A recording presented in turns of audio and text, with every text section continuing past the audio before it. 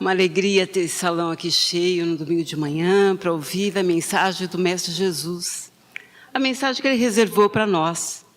Que possamos, então, receber a mensagem pela mente, mas internalizá-la em nossos corações. Para que possamos colocar em prática no nosso dia a dia, não é? E aí a gente vai lembrar de Chico Xavier. Chico Xavier, que entre tantas coisas boas que ele fazia, ele ia aos hospitais, anonimamente visitar os doentes. Levar a palavra amiga, não é? E conta-se que, estando uma ocasião, ele foi a um leito de uma enferma, uma senhora, pegou na sua mão, começou a conversar, sem se apresentar, não é? Mas a acompanhante o reconheceu e depois comentou com ele: ai, seu Chico, a senhora nem reconheceu o senhor, imagina, né? Um médium, né? Tão conhecido, psicógrafo de mais de 400 livros, não é? E ele virou para ela e falou: graças a Deus. E explicou que o importante não era que soubessem quem ele era, mas que a pessoa se sentisse amparada, se sentisse bem, né? Ele não queria títulos, reverência ou reconhecimento. Este é o Chico Xavier, não é, gente? Tantos exemplos de humildade. E é sobre essa humildade que o capítulo 7 fala, né? Bem-aventurados os pobres de espíritos, porque deles é o reino dos céus. Baseado em Mateus, o evangelista Mateus, capítulo 5, versículo 3. Na verdade, nós vamos dar continuidade, gente, ao estudo das bem-aventuranças que Jesus proferiu no Sermão do Monte. A gente começou lá no capítulo 5, lembra? Bem-aventurados aflitos. Depois, Kardec achou por bem colocar o Cristo Consolador, não é? Para dizer que a gente não está sozinho nas aflições. E agora o Evangelho traz as outras bem-aventuranças. E a primeira aventurança é essa: bem-aventurados os pobres de espíritos, porque deles é o reino dos céus.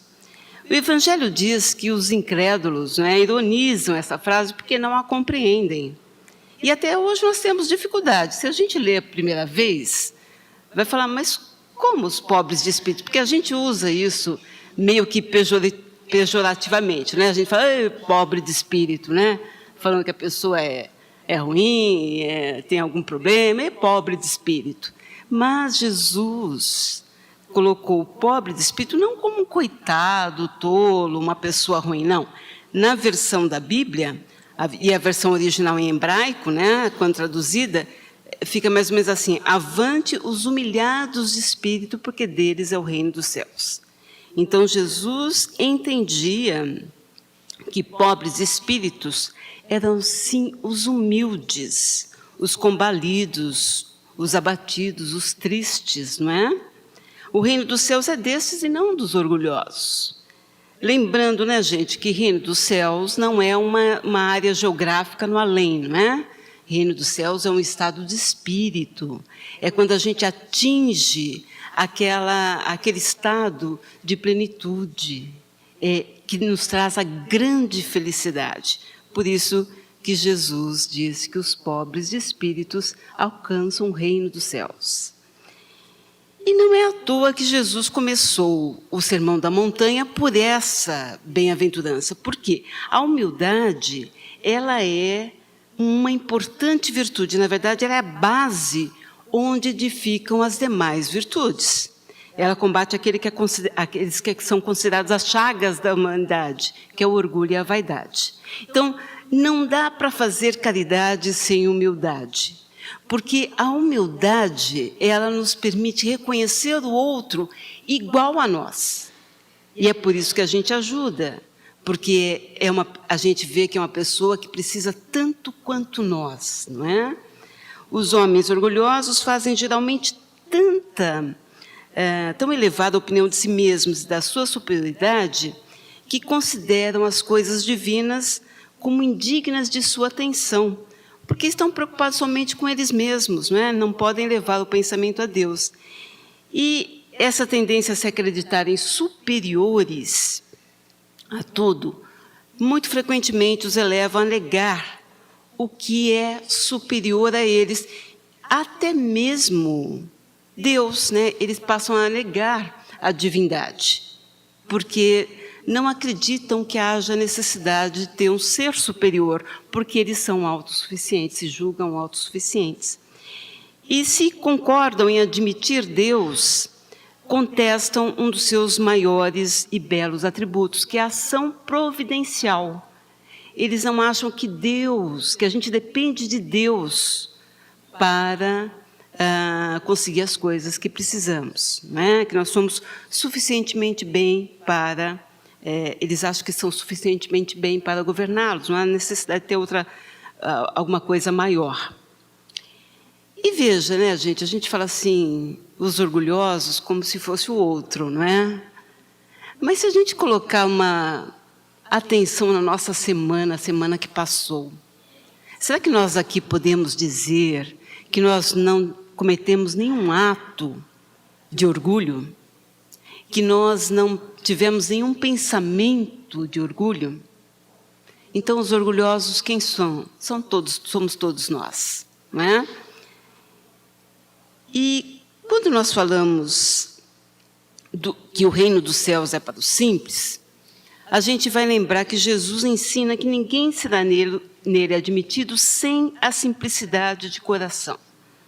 E em todas as circunstâncias, o Mestre coloca a humildade entre as virtudes que nos aproximam mais de Deus, não é?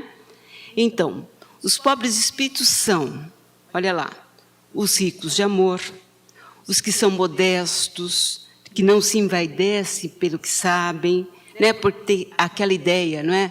De que nada sabe. Porque quanto mais a gente aprende, mais a gente vê que a gente nada sabe, né, gente? Né? Quantas coisas que a gente desconhece. Os que não são, ficam exibindo o que têm, não fazem ostentação. Os que são simples no falar e sinceros no agir. Os que não se julgam santos, pois sabem que há muito o que evoluir, não é? Os que reconhecem as próprias limitações, buscando vê-las sem alarde. Os que são tolerantes em sua singeleza e se compadecem daqueles que pretendem afrontá-la com seu orgulho. Os que se silenciam diante das injúrias, suportam a injustiça, pois creem na justiça divina. Os que vibram com a verdade. Os que respeitam o outro pelas suas virtudes e pelos seus haveres, não pelos feitos e pelos bens que têm. Os que são pobres de paixões exageradas e de vícios. Os que são desapegados das glórias efêmeras da terra, né? Porque sabem que devem construir tesouros no céu e não na terra. Pobres de espírito são, então, os bons, os que sabem amar a Deus e ao próximo tanto quanto amam a si próprios. Imploram a Deus o amparo indispensável às suas almas. E era o respeito que o Mestre Jesus pregonizava, né, em suas falas, em suas bem-aventuranças. Agora, gente, não vamos confundir humildade com servilismo, não é, com subserviência. Nós não precisamos aceitar desmandos e também compactuar com equívocos só para sermos humildes. Não, humildade não é isso, não é? E também não é a ignorância e nem a pobreza. A gente fala assim, né, ele é humilde, como que falasse, ele é pobre, né, não tem recursos materiais. Não necessariamente. A gente vê muito rico, humilde, e vê muito pobre, né, orgulhoso. Então, humilde não é sinônimo de pobreza. E a pobreza necessariamente não implica em humildade, não é? Precisamos lembrar disso. E, falando de humildade, será que Jesus exemplificou a humildade para a gente? Deixou alguma passagem onde ele se mostrou humilde? E quantas, né? Aqui neste capítulo, Allan Kardec lembra 3, aliás, os espíritos, né, que inspiraram Allan Kardec, lembra 3 passagens. Primeira é aquela que o evangelista Mateus relatou no capítulo 18, itens 1 a 5, que ele conta que os discípulos se aproximaram de Jesus e lhe perguntaram: quem é o maior no reino dos céus? E Jesus o que ele fez? Chamou um menino, chamou uma criança, colocou no meio deles e respondeu: digo-vos em verdade que se não se converterdes e tornardes quais crianças, não entrarão nos reinos dos céus. Aquele, portanto, que se humilhar e se tornar pequeno como uma criança, será o maior no reino dos céus. E aquele que recebe meu nome é uma criança, tal como acabo de dizer, é a mim mesmo que recebe. A criança, né, gente, não tem nenhuma pretensão de superioridade, de infabilidade, né, de orgulho. Então, por isso que Jesus tomou a criança como exemplo. A gente sabe que o espírito, ainda quando criança, ele ainda não deixa manifestar as características, né, as imperfeições. Então, a criança, ela está ali, pronta a receber o aprendizado, e ela nos dá muito exemplo. E Jesus usou isso como exemplo. Um outro item interessante que fala a respeito daquela passagem, vocês vão se lembrar, dos filhos de Zebedeu. A mulher, Salomé, né, chegou, Zebedeu, os filhos de Zebedeu, o Tiago maior e o João. E a mãe, Salomé, chegou para Jesus e, num tom assim meio imperativo, né, falou para Jesus: manda que estes meus 2 filhos tenham assento em teu reino, um à esquerda e outro à direita. E Jesus, né, diante daquele pedido, falou para ela: você não sabe, né, o que está pedindo. Será que eles poderiam beber o cálice que eu vou beber? Que cálice é esse, não é, gente? Jesus se referia às provas, aos sacrifícios, à dureza que iria acontecer com ele. E quando ele falou isso, os 2 responderam: podemos sim. E aí Jesus replicou, né? É certo que podem beber o cálice que eu beber, mas pelo que me respeita a sentar à minha direita e à minha esquerda, não cabe a mim conceder. Isso será para aqueles a quem meu Pai tem preparado. E aí os discípulos, ouvindo isso, ficaram, né? Se encheram de indignação contra os 2 irmãos. E Jesus, aproveitando, né, ele sempre aproveitava ali as ocasiões para passar o ensinamento, e ele não podia deixar passar isso em branco. Aí ele chamou a todos, né, e disse: sabei que os príncipes das nações as dominam e que os grandes as tratam com império. Assim não deve ser entre vocês. Ao contrário, aquele que quiser tornar-se o maior, seja seu servo, e aquele que quiser ser o primeiro entre vós, que seja seu escravo. Do mesmo modo que o Filho do Homem, Jesus se referindo a ele mesmo, né? Que o Filho do Homem não veio para ser servido, mas para servir e dar vida pela redenção do mundo. Olha que interessante, né? Jesus mostrando ali, dando o exemplo de humildade, não só para aquela mãe que ostentava, né? É coisa de mãe, né, gente? Mãe quer defender seus filhos, quer o melhor lugar para os seus filhos, não é? Mas não só para ela, mas para todos ali, os apóstolos, falando da questão da humildade. E tem um outro exemplo também, falando aqui nesse capítulo, uma passagem interessante, que Jesus entrou no dia de sábado na casa de um dos fariseus para fazer a sua refeição e começou a observar os que estavam lá. E ele viu que muitos vinham e sentavam-se nas primeiras fileiras. E aí ele aproveitou para falar, né? Quando forem convidados para um evento, para uma bodas, né? Não tomem o primeiro lugar. Porque caso haja um convidado, né, de maior porte, né, de mais honrarias do que você, vai ficar chato, porque o anfitrião vai chegar para você, pedir para você sair daquele lugar e ir mais para trás, né? É muito constrangedor. Mas quando você chegar a um evento, sente nos últimos lugares, porque aí o anfitrião vai chegar e vai dizer: olha, você não, você senta ali, vamos lá para os primeiros lugares, não é? Então, Jesus falando que, dando mais uma amostra de que ele fala, né? Quando for convidado, coloque-se no último lugar, a fim de que quando aquele que os convidou chegar, diga: Meu amigo, venha mais para a frente. Isso então será para vós motivo de glória diante a todos que estiverem com vocês à mesa. Ou seja, né, vamos cultivar os nossos bons hábitos para que os outros vejam e nos convide para os primeiros lugares, e não nós tomarmos os lugares, né? Aqui o pessoal senta tudo no fundo, né? Já vocês fazem direitinho, né? Você chega, senta tudo no fundo, né? É isso mesmo.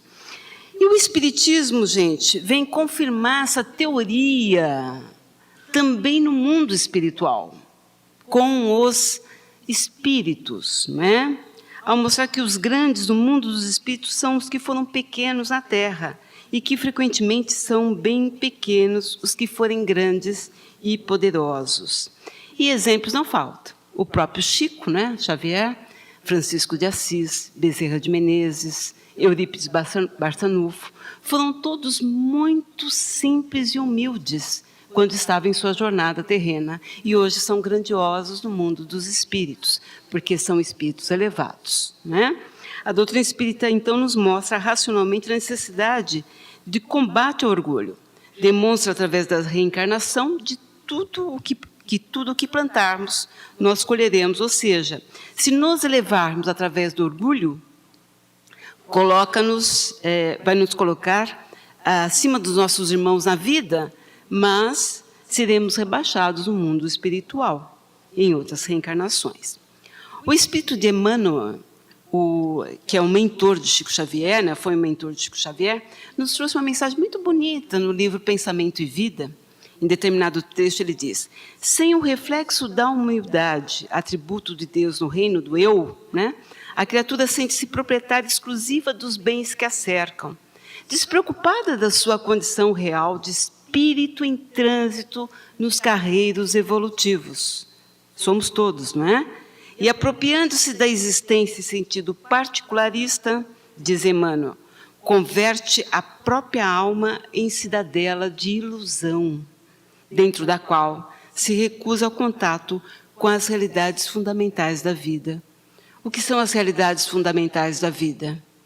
O despertar para a espiritualidade, o despertar de que não somos ninguém aqui e que temos muito a construir na nossa elevação, não é? E no capítulo 11 do Evangelho, no item 11 do Evangelho, nesse capítulo 7, traz uma mensagem de Lacordaire. Lacordaire foi Jean-Baptiste Henri Dominique Lacordaire. Ele foi um religioso, fervoroso, padre, jornalista, acadêmico, e ele contribuiu muito na codificação da doutrina espírita, ajudando Allan Kardec a codificar, né? E ele traz uma mensagem longa neste item 11, que a gente convida a todos vocês a lerem depois. Eu trouxe aqui só alguns trechos, porque pelo horário não dá para a gente falar muito, mas ele fala muito bem sobre humildade, gente. Uma mensagem lindíssima, vale a pena depois vocês lerem. Ele fala assim: a humildade é uma virtude muito esquecida. Sem humildade, pode ser caridoso com o próximo? Oh, não. Pois que esse sentimento nivela os homens, dizendo-lhes que são todos iguais, que se deve auxiliar uns aos outros e os induzirem ao bem. Sem a humildade, vocês apenas adornam as virtudes que não possuem, como se trouxesse uma veste para ocultar as deformidades do corpo. Vamos nos lembrar do Cristo, da sua humildade, que tão grande o fez, colocando acima de todos os profetas. A humildade é o reconhecimento da nossa pequenez diante do universo. A consciência de que tudo é criação divina, que estamos na Terra como usuários e não proprietários daquilo que temos. O orgulho é o terrível adversário da humildade. Se o Cristo prometia o reino dos céus aos mais pobres, é porque os grandes na terra imaginam que os títulos e as riquezas são recompensas concedidas pelos seus méritos e se consideram de essência mais pura que a do pobre. O envoltório do pobre não é o mesmo que o do rico? terá o Criador feito duas espécies de homens? Ó rico, ele diz, enquanto dormes sob dourados tetos, ao abrigo do frio, ignoras que jazem sobre a palha milhares de irmãos teus, que valem tanto quanto você. Não é teu igual o infeliz que passa fome? É exato que suas vestes não se assemelham às deles. Mas se ambos se despirem, que diferença haverá? Poderá dizer a nobreza do sangue, pois a química não descobriu diferença alguma entre o sangue de um grão-senhor e o de um plebeu. Vocês sabem, só abrindo parênteses, ontem eu vi um vídeo bem interessante de uma professora com umas crianças, ensinando a elas a questão sobre o preconceito. Ela pegou um ovo branco e um ovo pardo e falou, existe diferença entre esses dois ovos? E as crianças falaram, sim, são diferentes, de cor diferente. Aí ela falou, agora vamos quebrá-los. E aí ela quebrou uma tigelinha, as duas gemas exatamente iguais. E ela falou, e agora, existe diferença? Então, em essência, somos todos iguais, não é? E Lacordaire lembra das nossas reencarnações. Ele diz, quem te garante que também já não tenha sido miserável e desgraçado como ele numa outra vida? Que também não haja pedido esmolas? Ou que não venha pedir numa próxima vida? Né? Não sabemos.